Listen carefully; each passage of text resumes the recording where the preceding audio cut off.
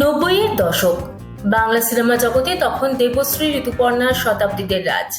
সেই সময় টলিউডে এন্ট্রি হলো নতুন এক নায়িকার, রচনা বন্দ্যোপাধ্যায়। 1994 সালের মিস ক্যালকাটা। মডেলিং দিয়ে কেরিয়ার শুরু, তারপর বাংলা সিনেমায় প্রথম ব্রেক। মুহূর্তেই ঝুমঝুম থেকে হয়ে উঠলেন রচনা। কিন্তু কেরিয়ারের শুরুর দিকে ওড়িয়া, তামিল এবং তেলেগু সিনেমাতে বেশি কাজ করেছেন। 2002 থেকে 2003 সালের পর থেকে টলিউডে পা জমাতে শুরু করেন অভিনেত্রী।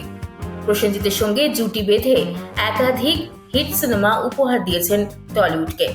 তবে প্রায় 30 বছরের কেরিয়ারে রচনা হয়তো সব থেকে বেশি ভালোবাসা পেয়েছেন দিদি নাম্বার ওয়ানে। শহর হোক বা গ্রাম, বঙ্গবাসীর কাছে তিনি রচনা বন্দ্যোপাধ্যায়ের থেকে বেশি রচনা দিদি। 50 পেরিয়েছেন বছর 2 আগেই, অথচ অভিনেত্রীকে দেখে বোঝার উপায় নেই। রচনা শুধু অভিনেত্রী সঞ্চালিকা নন, একজন নেত্রী এবং সাংসদও। রাজনীতি, শুটিং, ঘর সব একা হাতে সামলাচ্ছেন। অথচ 52 কত ফিট। রচনার ছিপছিপে চেহারা পেছনে লুকিয়ে কোন রহস্য? অভিনেত্রীকে এই নিয়ে প্রশ্ন অনেকেই করেছেন। 52 কিভাবে নিজেকে ফিট এবং ফ্যাশনেবল রাখেন, সেই রহস্য নিজেই এবার ফাঁস করেছেন রচনা।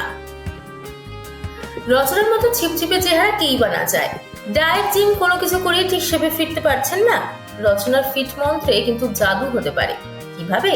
তার জন্য 2টি জিনিস খেতে হবে। একটা হলো নিম ও করলার জুস, আরেকটা হলো অ্যালোভেরা আমলা জুস।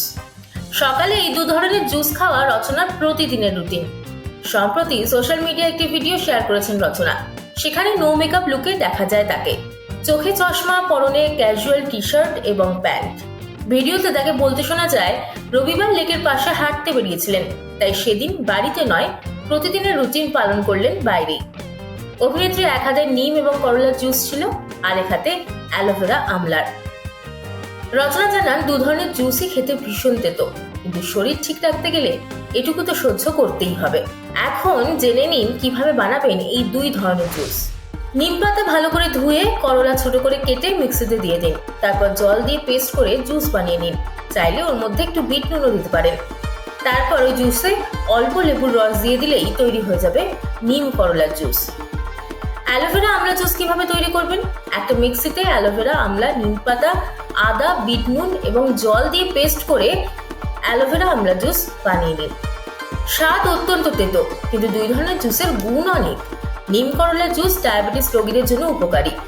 রক্তচাপ নিয়ন্ত্রণ করতে সাহায্য করে, রক্ত পরিষ্কার রাখে, রক্ত থেকে টক্সিন বের করে রক্তকে ডিটক্সিফাই করে।